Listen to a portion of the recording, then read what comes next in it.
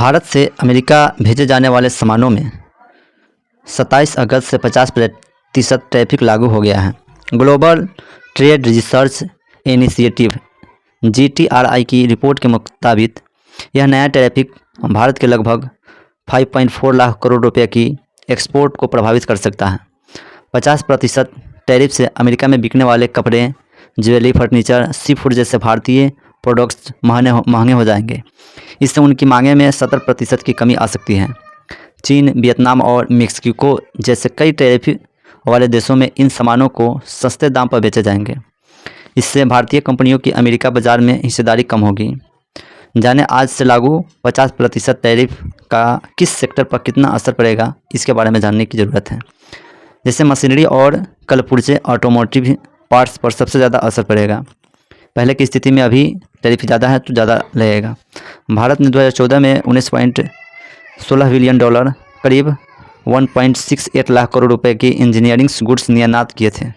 इससे steel products, machinery, automotive parts, electronic machine और अन्य औद्योगिक उपकरण शामिल हैं। अमेरिका कार, छोटे ट्रकों और उससे पार्ट्स पर 25% शुल्क लगा रखा था, जबकि कमर्शियल वाहनों के पुर्जों पर शुल्क 10% था। टैरिफ के बाद अमेरिका भारतीय ऑटो पार्ट्स के लिए सबसे बड़ा बाजार है।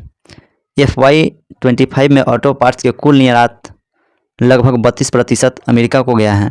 टैरिफ बढ़ोतरी से $7 बिलियन लगभग 61,000 करोड़ के सालाना ऑटो पार्ट्स निर्यात में 30,000 करोड़ का निर्यात प्रभावित हो सकता है।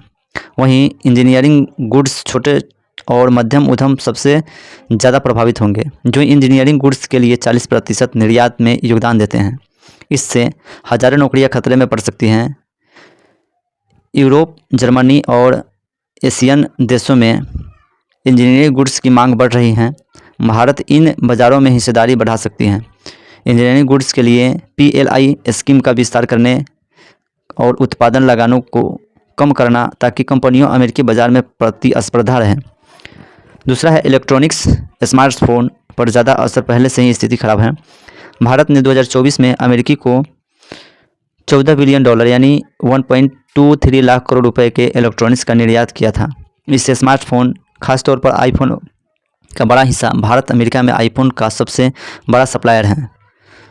अप्रैल में जब डोनाल्ड ट्रंप ने पहली बार टैरिफ का ऐलान किया था, तब उसने पहले इलेक्ट्रॉनिक्स पर एवरेज 0.41% का टैरिफ लगाया था। टैरिफ के बाद अभी इलेक्ट्रॉनिक्स में को छूट है। जब तक सेक्शन 232 टैरिफ की घोषणा नहीं होती है, तब तक अमेरिका का सैमसंग, एप्पल जैसे स्मार्टफोन का निर्यात पर कोई असर नहीं पड़ेगा। सेक्शन 232 अमेरिकी व्यापार विस्तार अधिनियम 1962 का हिस्सा है, जो राष्ट्रीय सुरक्षा के आधार पर आयात पर टैरिफ लगाने की अनुमति देता है। सेक्शन 232 की समीक्षा के बाद टैरिफ पर अंतिम निर्णय लिया गया है। सेक्शन 232 टैरिफ की घोषणा के बाद 50% का नया टैरिफ लागू होता है, तो अमेरिका में भारत से एक्सपोर्ट होने वाले इलेक्ट्रॉनिक्स सामान महंगे हो जाएंगे। कंपनियां अमेरिका को भेजे जाने वाले इलेक्ट्रॉनिक्स आइटम को भी किसी और देश में बनाने और बेचने और विचार कर सकता है। स्मार्टफोन और सेमीकंडक्टर को टैरिफ से छूट बनाए रखने के लिए बातचीत करना, घरेलू बाजार को मजबूत करने और नए ब्रांड्स विकसित करने पर जोर देना होगा। फार्मा पर 250% टैरिफ लगाने की धमकी भी पहले की स्थिति से अभी बेहतर है। भारत ने 2024 में अमेरिका को $10.52 बिलियन यानी 92,000 करोड़ रुपए की दवाइयों का निर्यात किया था। ये अमेरिका फार्मा एक्सपोर्ट का करीब 40% हिस्सा है। अगर ये लागू हो जाता है तो भारत और अमेरिका दोनों देशों पर असर पड़ेगा और दोनों देश एक दूसरे को जानने लगेंगे और एक दूसरे के व्यापार में कमी करने लगेंगे। इसी में माननीय प्रधानमंत्री नरेंद्र मोदी का रूस से व्यापार बढ़ाने की बातें चल रही हैं और भारत आज के GDP का सबसे बड़ा बढ़ोतरी वाली देश मानी जा रही है।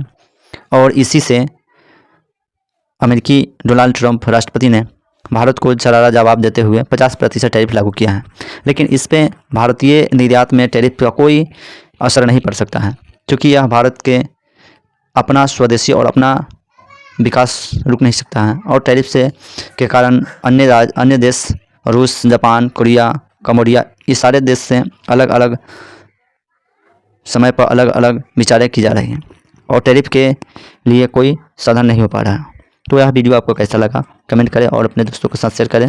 बहुत बहुत धन्यवाद।